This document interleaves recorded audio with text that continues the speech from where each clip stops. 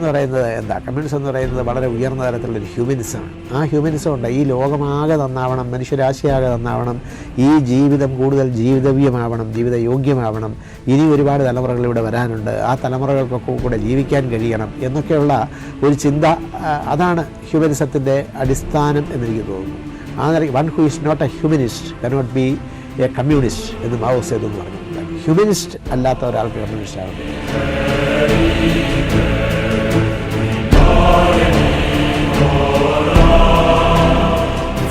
എന്നും ഫാസിസ്റ്റുകൾ 3 വിഭാഗക്കാരെയാണ് പേടിച്ചിരുന്നത്. ഹിറ്റ്ലറും മുസോളിനിയും ഫ്രാങ്കോയും ഇന്തോനേഷ്യയിൽ സുഹാർത്തോവും മറ്റും പേടിച്ചിരുന്ന 3 വിഭാഗക്കാരാണ്. ഒന്ന് ബുദ്ധിജീവികൾ, ചിന്തകന്മാർ, മറ്റൊന്ന് വിദ്യാർത്ഥികൾ, മൂന്നാമത്തത് അക്കാലത്തുണ്ടായിരുന്ന കമ്മ്യൂണിസ്റ്റുകാർ.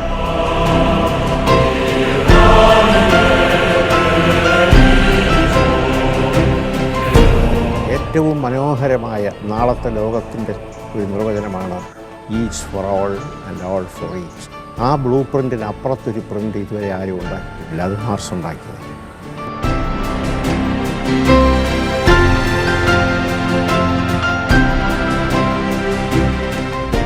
ശവകുടീരത്തിൽ നീ ഉറങ്ങുമ്പോഴും ഇവിടെ നിൻവാക്കുറങ്ങാതിരിക്കും. ആ നിൻവാക്ക് എന്താണെന്നറിയാമോ?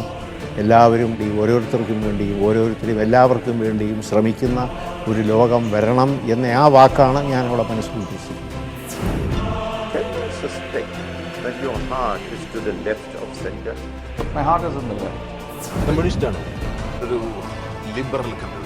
അത്യാവശ്യം എല്ലാവർക്കും സൗകര്യമായിട്ടുള്ള ജീവിതം ഉണ്ടാകുക എന്നുള്ളതാണ് എൻ്റെ ആഗ്രഹം. അപ്പോൾ കമ്മ്യൂണിസ്റ്റ് പാർട്ടിയുടെ റോള് പോലും കേരളത്തിലെ ഫ്യൂഡൽ വ്യവസ്ഥ അവസാനിപ്പിക്കുന്നതിലും ചൂഷണം അവസാനിപ്പിക്കുന്നതിലും അതുപോലെ തന്നെ ജാതി വ്യവസ്ഥ അവസാനിപ്പിക്കുന്നതിലും അങ്ങ് പറഞ്ഞ ഭ്രാന്താലയമാണ് എന്ന ആ വിഷയം ഇല്ലാതാക്കുന്നതിലുമൊക്കെ അവിടെ കമ്മ്യൂണിസ്റ്റ് പ്രസ്ഥാനത്ത് വഹിച്ച പങ്ക് വലിയ പങ്ക് തന്നെയാണ്.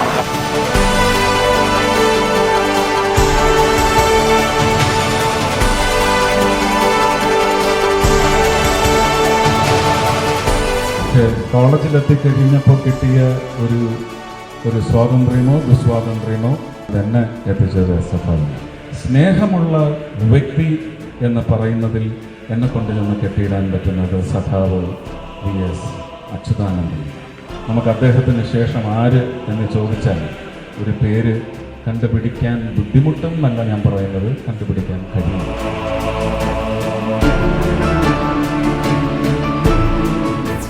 തുറന്നു പറയുന്നു ഞാൻ, ആർക്കിഷ്ടപ്പെട്ടാലും ആർക്കിഷ്ടപ്പെട്ടില്ലെങ്കിലും താരതമ്യേന UDF-നെക്കാളും LDF-ലാണ് അഴിമതി കുറവ്.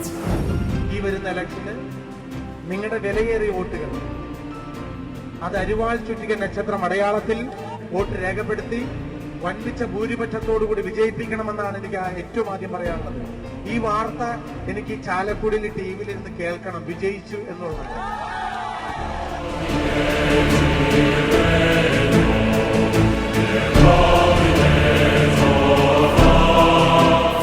പണ്ടത്തെ കാലത്തെ അരി തരാത്ത തുണി തരാത്ത പണി തരാത്ത ഭരണമേ തകരു തകരു തകരു നിന്റെ കൊലമരങ്ങൾ തകരണം, അങ്ങനത്തെ പാട്ടുള്ള കാലത്താണ് ഞാൻ. അതിൽ 5-6 പാട്ടും കാണാൻ പാടാം.